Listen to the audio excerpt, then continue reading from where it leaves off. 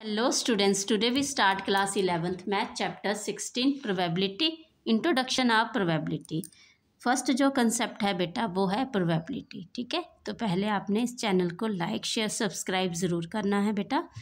The relative possibility that an event will occur as expressed by the ratio of the number of favourable outcomes to the total number of possible outcomes of the experiment. जो भी हमारी event से related possibilities होती हैं, ठीक है, okay, उसको हम एक्सप्रेस करते हैं किस में, रेशियो की फॉर्म में। उसको हम लिखते हैं बेटा, जैसे ये P है हमारे पास प्रोबेबिलिटी, E है हमारे पास इवेंट। ठीक है, इसको हम लिखते हैं the number of possible outcomes, number of क्या है, फेवरेबल आउटकम्स अपॉन में लिखते हैं बेटा नंबर ऑफ पॉसिबल आउटकम्स। तो number of possible outcomes of the experiment. ठीक है, आपको जैसे कोई एक्सपेरिमेंट बोला जाता है, जैसे आपने एक एग्जाम्पल के तौर पे आप लीजिए, आपने एक रोल की डाई, ठीक है, रोलिंग डाई, क्लियर है बेटा। डाई रोलिंग की, आपको पता है डाई के ऊपर जो उसके आउटकम्स आएंगे वो क्या आएंगे। डाई जब रोल करते हैं उसके बाद उसके आउटकम होंगे 1 2 3 4 5 6। ठीक है, ये आपके पास आउटकम होंगे, क्लियर है। आपको क्वेश्चन में दिया जाता है कि आपको प्रोबेबिलिटी जो इवेंट की निकालनी है वो ये है कि आपको इवन नंबर की प्रोबेबिलिटी चाहिए। ठीक है, आपको बोला जाता है कि उसके इवन नंबर आने के जो चांसेस हैं वो बताइए। तो इवन नंबर आने के चांसेस कितने होते हैं हमारे पास, 3 चांसेस होते हैं। ठीक है, तो फेवरेबल जो आउटकम बनेंगे हमारे इवन नंबर के वो कितने बनेंगे, 3।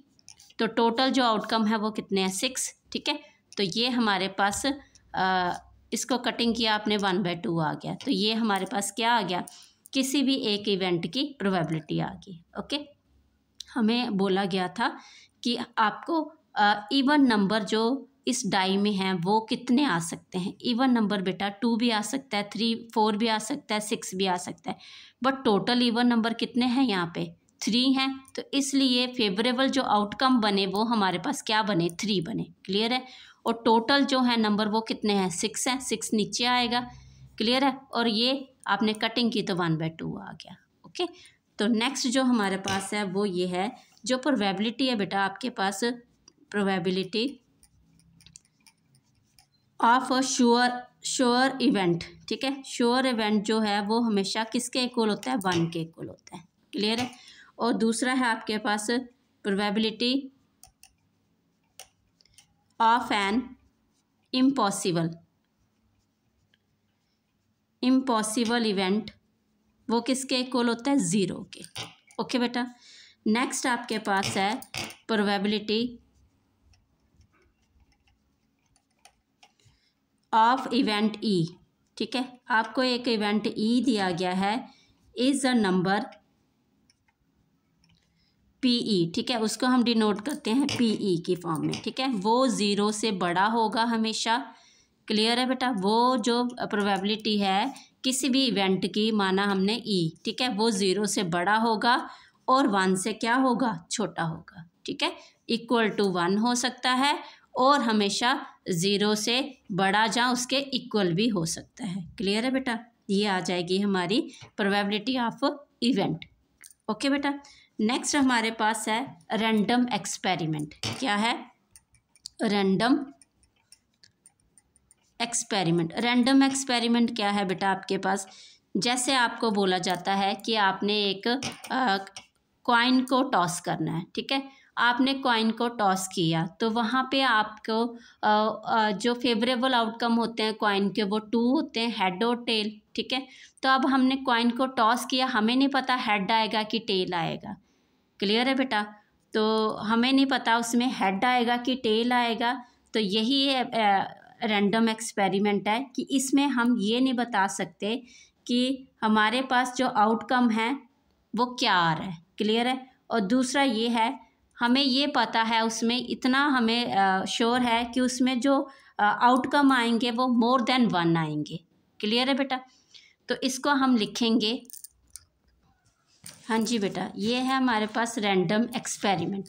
N experiment is called random experiment if it satisfies the following condition, it has more than one possible outcome. ठीक है, जैसे मैंने आपको बोला कि हमने कॉइन को टॉस किया तो बेटा उसमें जो आउटकम आने हैं वो क्या आने हैं, दो ही आने हैं। ठीक है, मोर देन वन हो गया वो।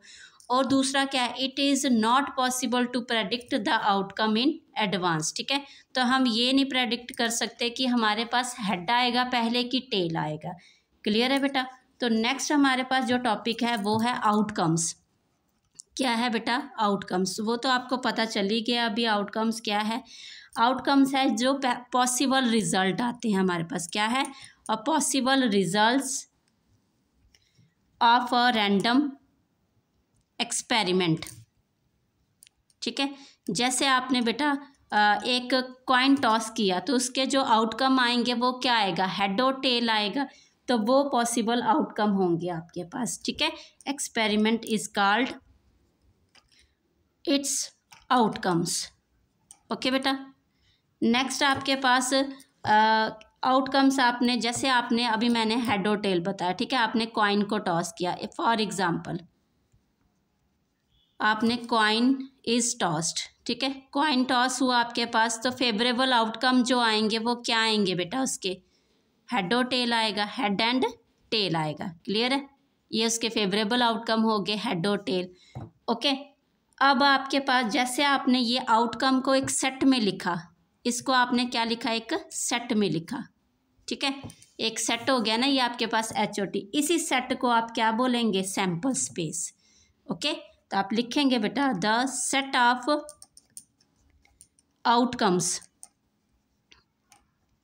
सेट ऑफ आउटकम्स, जैसे हमारे पास क्या आया, HNT आपने लिया है कॉइन का, is called sample space. Sample space of the experiment. Okay, next आपके पास है, इसी सैंपल स्पेस से आपके पास क्या आएंगे, पॉइंट आएंगे। ठीक है, तो क्या आएंगे सैंपल स्पेस से, जो आपके पास जैसे HOT है, ये क्या आ जाएंगे, ये क्या आ जाएंगे, सैंपल पॉइंट। ओके, तो सैंपल स्पेस को आप कैसे डिनोट करते हैं, sample space is denoted by S। ठीक है, S से आप इसको डिनोट करते हैं। ओके बेटा, जैसे आपने सैंपल स्पेस निकाली, किसकी, कॉइन टॉस हुआ, तो क्या आ जाएगा, HT। ये आ गया आपके पास सैंपल स्पेस। क्लियर है बेटा? और ये वाले जो आ जाएंगे, ये क्या आ जाएंगे आपके पास, सैंपल पॉइंट। ओके, अंदर के जो भी है ये। क्लियर है बेटा? ये आपके पास हो गई इंट्रोडक्शन किसकी, 16.1 की भी साथ में। Okay, thank you.